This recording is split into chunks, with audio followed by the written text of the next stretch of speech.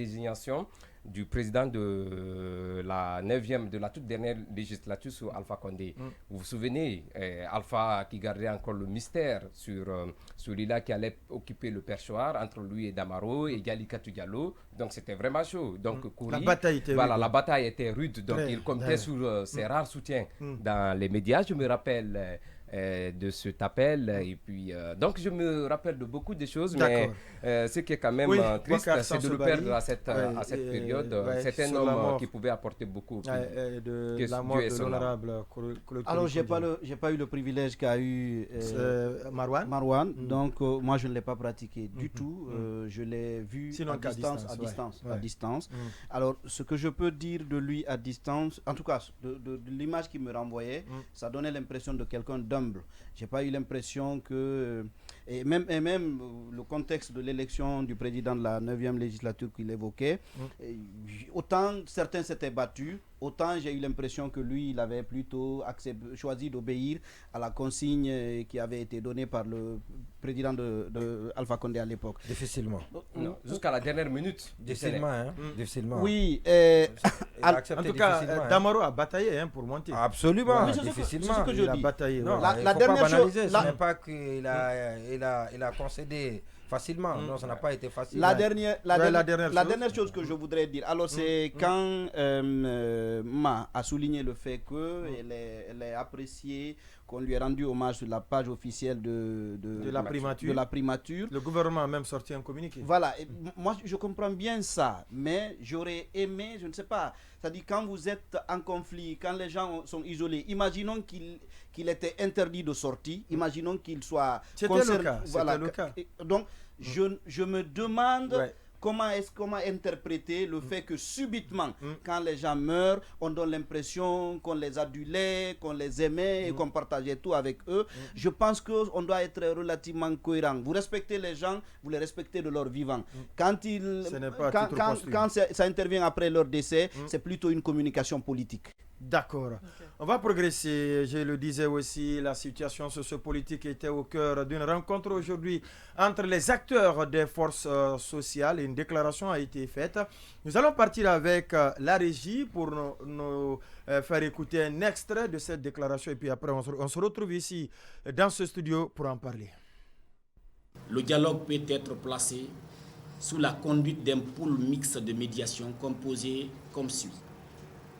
Le médiateur de la CEDEAO, son excellent Dr Thomas Boniaï, 3 facilitateurs nationaux, choisis pour leur intégrité, leur impartialité et leur capacité morale et intellectuelle sur les questions de transition démocratique et politique, 3 cadres de l'administration, dont un de la primature, un du ministère de l'administration du territoire et de la décentralisation, un du ministère des Affaires étrangères, 3 experts consultants du G5 pour assurer l'appui stratégique, financier et technique. Le dialogue doit s'effectuer en 2 étapes, à savoir. La première partie du dialogue doit se faire entre les représentants dûment désignés par le CNRD et les acteurs qui réservent les 36 mois pour confronter les arguments dans le respect de l'article 77 de la Charte de la transition. Étape 2. Un dialogue permanent, inclusif, regroupant cette fois-ci l'ensemble des forces vives de la nation, le CNRD et les autres organes de la transition, peut être institué de façon périodique tout au long du processus. Le cadre peut être composé de 25 représentants comme suit. La société civile 6, médias 2, syndicats 2, coalition politique 10, CNRD, organe de la transition 5. L'actualité sociopolitique décryptée à chaud avec nos spécialistes maison. Alors, Cheikh Sadibou Ndoye, voici une réflexion faite par le Forum des forces sociales qui parle des différentes composantes qui doivent faire partie du cadre du dialogue créé récemment par un décret du colonel Mamadi Doumbouya. Il parle de 3 facilitateurs autour nationaux, autour de Thomas Boniaï, 3 cadres d'administration, 3 experts. Et également, ça doit se faire à 2 niveaux. Il donne même le quota qui doit revenir à chacune des composantes qui doivent prendre part à ce cadre de dialogue. Oui, il faut d'abord de passage préciser qu'à date, c'est le seul mouvement social qui est sur le terrain et qui s'exprime. C'est vrai que quand on parle de la transition dans ce processus... Oui, qu'ils soient autorisés à s'exprimer. Oui, bon. Parce qu'il y en a qui s'expriment par les médias. Oui, de façon officielle. En tout cas, je veux parler du mouvement qui est plus vu sur le terrain, qui est en train de mener le combat. On sait, en fait, la société civile... Le FNDC aussi est un mouvement qui s'exprime. Qui s'exprime.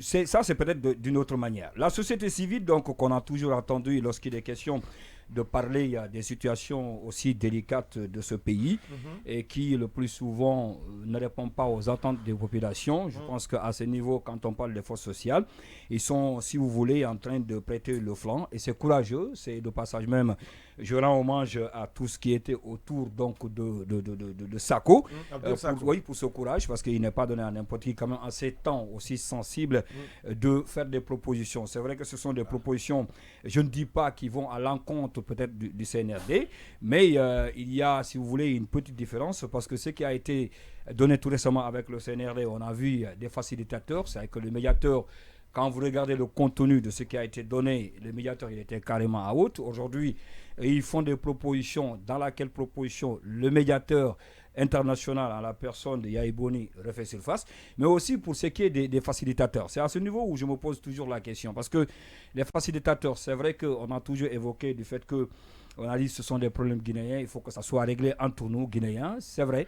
Mais il y a un aspect qui ne doit pas échapper tout un chacun de nous, c'est-à-dire du fait qu'il y a aujourd'hui, il faut le reconnaître, une crise de confiance. Comment faut-il faire pour s'en sortir par rapport justement à ces facilitateurs? Ensuite, au niveau des cadres de l'administration, les cadres de l'administration, parce qu'il a parlé de 3 cadres de l'administration, 3 experts du G5. G5 par rapport à quoi? Alors, moi, je souhaiterais, lorsqu'il est question de... des partenaires techniques et financiers. Oui, des partenaires techniques et financiers, mais puisqu'on parle de la Guinée, et déjà, il y avait un bon départ avec le médiateur qui avait été choisi. Je pense que si on ajoute les facilitateurs pour venir appuyer, c'est vrai qu'une fois encore, je dis qu'il y a cette crise de confiance qui est là, mais toujours est-il qu'on peut compter sur des personnes de bonnes ressources, après une étude de moralité, qui vont accompagner les médiateurs internationaux pour pouvoir mener à bon, n'est-ce pas, le dialogue surtout, parce que c'est de ça dont il est question. Le dialogue inclusif. Mais ce qui a plus attiré mon attention tout à l'heure dans la communication, c'est aussi, dans un premier temps, quand il parle d'un dialogue entre le CNRD et les partis politiques. Alors, c'est comme si on a l'impression, c'est vrai qu'en grande partie, ça se suscite entre les deux. Aujourd'hui, le CNRD qui veut toujours, coûte que coûte, que ce soit les 36 mois et que les partis politiques de l'autre côté, disons la classe politique de façon générale, qui ne veut pas que ça soit, n'est-ce pas, forcément les 36 mois. C'est vrai que ce sont les acteurs principaux aujourd'hui de la transition, mais je me dis quelque part aussi qu'il y a d'autres acteurs des forces vives auxquels il faudrait faire impliquer pour que ça puisse marcher. Oui, Habib Marouane. Oui, c'est une belle présentation qui a été faite. Une bonne démarche. Parce que vous savez que la démarche de toute organisation de la société civile, ce n'est pas que de verser dans la critique. Il faut aller aussi dans... la veille dans la proposition.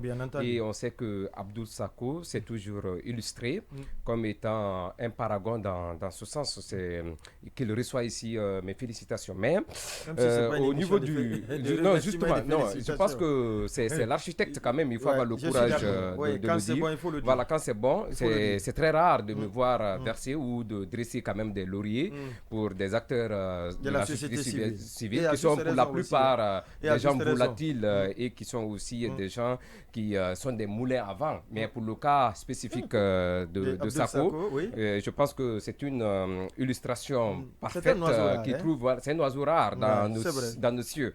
Donc il faut le dire ainsi. Non, par rapport au travail qui a été abattu, je pense que il y a quand même de la matière.